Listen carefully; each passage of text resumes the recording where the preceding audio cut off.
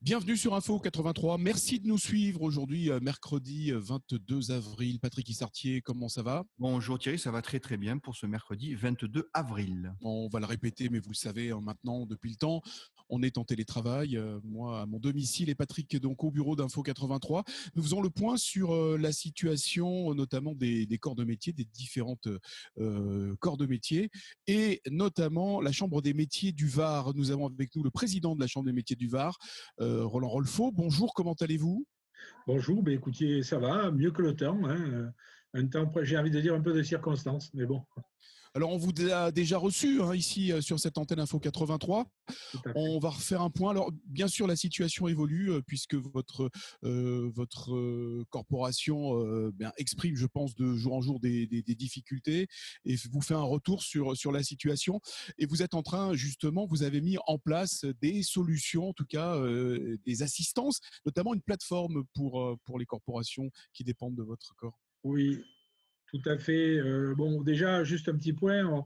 À travers notre numéro d'appel, unique, à ce jour, pour le département, nous recensons déjà environ 3200 appels d'entreprises.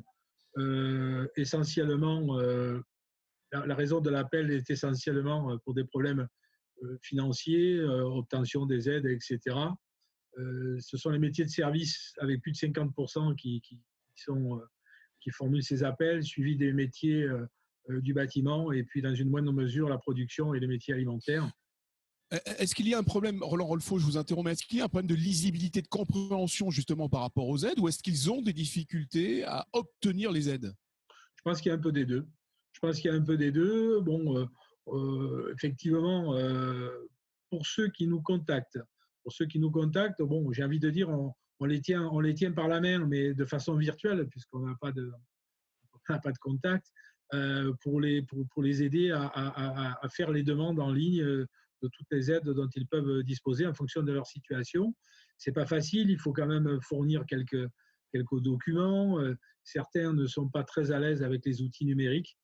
Et donc, on essaie de corriger tout cela en mettant, on va en parler, on va créer des tutoriels pour les aider. Enfin, on essaie vraiment on fait notre maximum pour les accompagner, mais on convient que c'est pas facile. Et puis, il y a eu un petit peu de retard à l'allumage concernant la distribution de ces aides. Aujourd'hui, je crois que c'est enfin parti. D'ailleurs, le deuxième volet de l'aide de solidarité va bientôt être disponible. À partir du 1er mai, oui. Ouais. Donc, on avance tout doucement. Très bien. Et ces tutoriels, justement, que vous allez mettre en place, ils concernent quelle activité, Et en fait, ce sont des tutoriels donc pour accompagner les gens qui ont des difficultés avec le numérique. Alors, ça peut être sur le télétravail, ça peut être sur l'obtention de certains documents, enfin ce genre de choses. On en a 4 ou 5 aujourd'hui qui sont finalisés et nos agents sont en train d'en créer d'autres. Voilà, qui répondent effectivement aux questions et aux inquiétudes effectivement de vos adhérents. Vous avez mis en place également, je crois, une ligne téléphonique ou un contact téléphonique avec la gendarmerie, parce que vous nous le disiez tout à l'heure en briefing de cet entretien, vous avez constaté beaucoup, alors je ne sais pas si vous avez des chiffres, mais des cambriolages dont ont été victimes les entreprises fermées. Écoutez, alors bon, je n'ai pas de chiffres, mais effectivement, et on l'a pu le lire dans la presse, il y a eu une recrudescence de cambriolage sur des entreprises qui sont fermées. Et donc, nous nous sommes rapprochés de la compagnie gendarmerie de Draguignan qui a mis en place un système de surveillance. C'est gratuit, il suffit de s'inscrire avec, je dirais, soit par téléphone pendant les heures ouvrables au 04 98 10 24 72 ou bien par mail avec cgd.draguignan plus ote@gendarmerie.intérieur.gouv.fr. Donc, et la gendarmerie de Draguignan fait le lien entre les zones police et les zones gendarmerie pour faire en sorte que des rondes soient programmées pour surveiller ces entreprises. Monsieur Rolfo, on va faire un petit point sur la reprise qui est prévue pour vous, pour vos corps de métier le 11 mai. Vous allez avoir des contraintes quand même sanitaires assez importantes, notamment la distanciation sociale, le masque, gants, l'alternance de rentrer dans les baraques de chantier. Comment vous abordez ces sujets qui vont être plus que délicats pour vos corporations? Alors, écoutez, déjà, il existe les fameuses fiches métiers Covid qui sont disponibles sur le ministère de l'Intérieur. Et j'invite tous mes collègues artisans pour lesquels, je dirais, les fiches métiers existent déjà, d'aller d'ores et déjà les récupérer pour anticiper un petit peu cette reprise. Parce que bon, c'est pas simple. Moi, j'y suis allé pour mon propre métier. Nous avons eu la chance, entre guillemets, de pouvoir continuer à travailler, sauf que nous n'avions plus de clients dans la réparation et la vente d'automobiles. Pour autant, donc ces fiches métiers existent.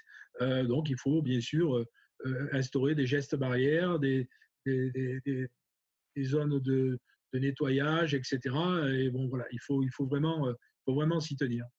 Comment allez-vous résoudre des équations qui sont d'avoir vos établissements ouverts, des charges salariales à temps plein et en face, une clientèle qui sera peut-être de l'ordre de 30 ou 40% en moins?